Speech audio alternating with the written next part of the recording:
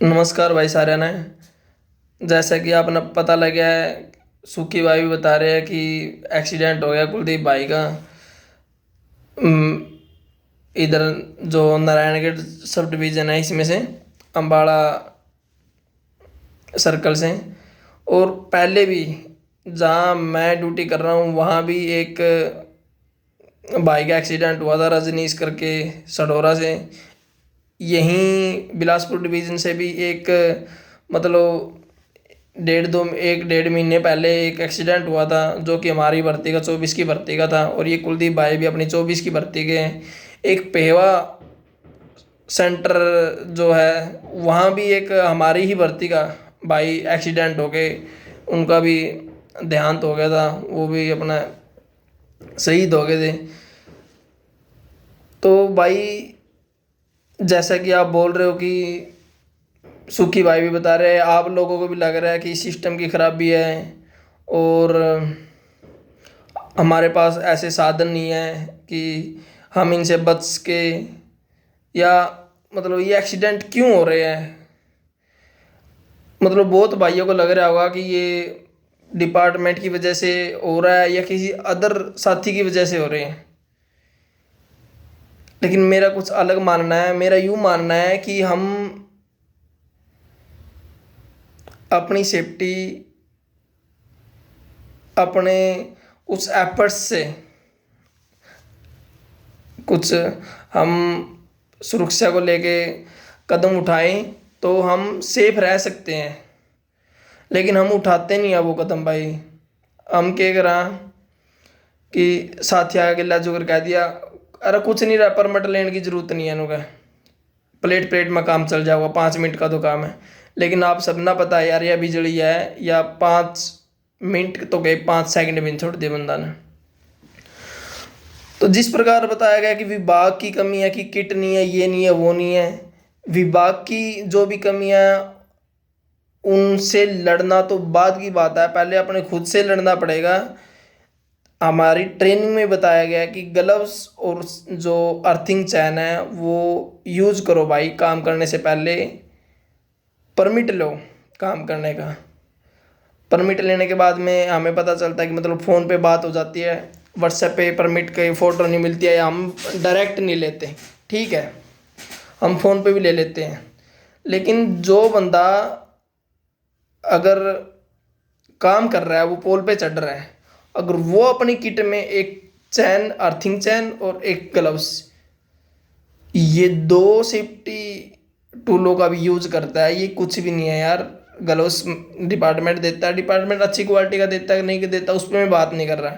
Earthing चैन भी department देता है, नहीं दे रहा है तो सारी 100-150 रुपये की पड़ती है ये। सिर्फ ये दो चीज़ों का यूज अपनी जान बचा सकता है भाई। बाई चांस मैं एज्यूम करता हूँ कि मैंने किसी फोरमैन या जेई को बोल दिया कि परमिट लो जी, उन्होंने फ़ोन पे बता दिया कि लो परमिट हो गया, तुम काम करो। जैसा कि हमें ट्रेनिंग जो एचपीटीआई की ट्रेनिंग है वहाँ भी बताया गया था कि हमारी जान की सुरक्षा हम कर सकते हैं और हम अपनी जान के साथ साथ में अपने साथियों की भी सुरक्षा कर सकते हैं। वो कैसे कर सकते हैं? अर्थिंग चैन डाल के, प्रॉपर परमिट लेके। परमिट के तो मैं बता दिया कि जेई और फोरमैन पे विश्वास करना पड़ता है, ठीक है, उन्होंने कॉल पे बता दिया परमिट हो गया भाई, कर लो काम, जो जो फीडरों पे भी करवाना होता है। लेकिन उसके बाद भी हम सिर्फ उस परमिट पे भरोसा करके काम नहीं करना चाहिए भाई। परमिट होने के बाद में या तो टी ऑफ काट लो, हमें काट लेना चाहिए। इसमें भी हम कोताही बरतते हैं कि यार कौन जा रहा है 2 किलोमीटर वापस टी ऑफ काटने, चल ट्रैली डाउन तो कराई दी है और वैसे ही कर लेते हैं, कोई बात नहीं। अगर ऐसा भी कर रहे हो तो मेरे को लगता है अगर आपने परमिट होने के बाद में सिर्फ एक चैन डाल ली, एक पोल पहले या 2 पोल पहले जो एसटी लाइन है उस पर अगर आपने अर्थिंग चैन डाल ली ना और आपने ग्लव्स का यूज़ कर लिया है, कई जगह क्या होता है इंडक्शन नहीं होती, वहाँ ग्लव्स का यूज़ नहीं करते हैं। इंडक्शन जहाँ होती है वहाँ ज़्यादा करंट, जो 220 या 440 का इंडक्शन आ जाता है वहाँ हम ज़्यादातर क्या करते हैं, ग्लव्स यूज़ कर लेते हैं, अदरवाइज नहीं करते। लेकिन हमें ये हैबिट डालनी होगी कि जिस प्रकार हम रोड पे चलते हैं, हम हेलमेट कब पहनते हैं कि पुलिस के डर से कहीं चालान ना हो जाए, लेकिन यहाँ हमारी जान के डर से हमें हेलमेट या सेफ्टी किट जो भी अर्थिंग चैन है उसका यूज करना पड़ेगा भाई। यहाँ कोई पुलिस वाला हमें आके नहीं बोलेगा कि तुम हेलमेट पहनो या तुम कैसे आपको काम करना है या कैसे किस लाइन से आपको राइट चलना लेफ्ट चलना है। वो यहाँ हम इतने बड़े हो गए हैं यार, हम मतलब दिन प्रतिदिन ये एक्सीडेंट देख रहे हैं अपने साथ में। जो रोड एक्सीडेंट है उसमें तो बहुत कम चोट लग के भी रह जाती है, लेकिन ये एक्सीडेंट ऐसा है अगर एसटी लाइन की चपेट में आ जाते हैं तो बहुत ही कम चांस है मेरी नज़रों में तो। ऐसा मतलब जो मेरे लगने के बाद में एक्सीडेंट हुए हैं बहुत कम सुनने में आई है कि कोई बंदा एसटी की चपेट में आ गया और वो बच गया। मेरे जो ये हुआ है नारायणगढ़ सब डिवीज़न का, ये भी सारा 20 किलोमीटर के अंडर है। ठीक है, मेरे सडोरा से कितना 14-15 या 20 किलोमीटर पड़ता है नारायणगढ़। जो रजनीश भाई था वो मेरे ही सेंटर मेरे ही जेई पे काम कर रहा था, वो भी एक्सीडेंट का शिकार हो गए। मैं खुद उसके साथ में पीजीआई रहा हूँ, मेरे को पता है भाई कि करंट लगने के बाद में किन किन हालातों से गुजरना पड़ता है बंदे को, उनके परिवार वालों को। ये तो बाद की बात है कि कोई महकमा उसके साथ में खड़ा है या परिवार वाला साथ में खड़ा है, हम साथी एक साथ होकर किसी की हेल्प कर रहे हैं। लेकिन मेरा मकसद यहाँ हेल्प कैसे करे उस पे बात करना नहीं है, मेरा मकसद है कि ये हेल्प करने की नौबती ना आए कि हम उसको हेल्प करने की मतलब ये बोल रहा हूँ मैं कि हम उसको एक्सीडेंट के बाद में हेल्प करने की जो बात कर रहे हैं वहाँ तक की नौबत ना आए। हम उस एक्सीडेंट को कैसे कम कर सकते हैं, सिर्फ एक चैन और एक ग्लव्स।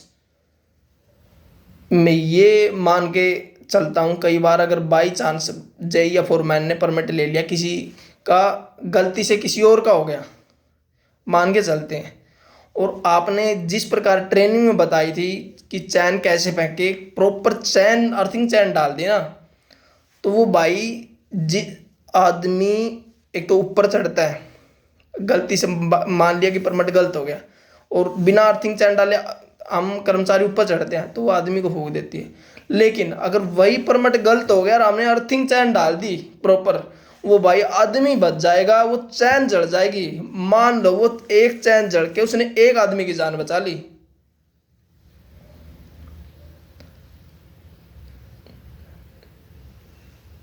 और बहुत सारी बातें हैं कि हम अपने साथियों के साथ कोऑपरेट करें, किसी भी चीज़ में आप कोऑपरेट करो। लेकिन मैं तो यही कहना चाहता हूँ कि सेफ्टी में कोई ऐसा नहीं होना चाहिए कि आप सेफ्टी को पीछे रख के बाकी चीज़ों को आगे आगे रखो। तो मैं यही कहना चाहूँगा भाई कि समझ जाओ यार, समझ जाओ, अभी भी समझ जाओ। ये सोच लो ये जो भी भाई के एक्सीडेंट हुए हैं या उनके नहीं हुए, ये हमारे भी हुए हैं भाई। कल को हमारा भी ऐसे नंबर आना है अगर हम हमारी जान की जिम्मेदारी खुद नहीं लेते हैं तो। ठीक है, मान लिया किसी की गलती है, किसी ने बोल दिया कि परमिट है और बाई चांस परमिट नहीं हुआ, लेकिन मैं वही तो बोल रहा हूँ अगर एट द एंड वो परमिट नहीं हुआ और लाइन चल रही है तो आपने अगर अर्थिंग चैन प्रॉपर तरीके से लाइन के ऊपर मार दी भाई तो आपकी जान बच के वो चैन की जान चली जाएगी। तो वीडियो बहुत ज़्यादा लंबी होगी यार मेरे को, मैं खुद बोल रहा हूँ। मैं कम से कम 5 से 7 दिन रजनीश भाई के साथ में पीजीआई में इमरजेंसी वार्ड में रहा हूँ, मेरे को पता है वो क्या क्या बीतती है। मैं ऑपरेशन के टाइम पे उसके साथ रहा हूँ भाई, उसकी 15 से 20 दिन उसने पीजीआई में निकाले, उसकी बाजू यहाँ से निकल गई थी। बाजू जब पूरी थी तब भी मैं उसके साथ में था, जब वो निकल के आया था तब भी मैं पहले उसके साथ में था। ठीक है, बाजू निकलने से लेके और पूरा वो उसका इस दुनिया से चला गया यार वो दर्द, और अब उसके परिवार की जो हालत है वहाँ हम नहीं जा सकते भाई, उनकी हेल्प हम नहीं कर सकते, उनकी भरपाई हम नहीं कर सकते। और मैं यही चाहता हूँ कि आगे कोई ऐसा अनहोनी ना हो। उस अनहोनी को रोकने के लिए भाई मेरी सारे भाई था अपना, छोटे भाई बड़े भाई जो भी है, सब तक यही दरख्वास्त है कि कौन क्या गलती कर रहा है ये बाद की बात है, हम इतनी बड़ी गलती मत करो कि बिना अर्थिंग चैन बिना ग्लव्स के लाइन पे काम करो। बस इतना ही कहना चाहूँगा यार। कुछ आपको गलत लगे तो माफ़ करना। ठीक है भाई।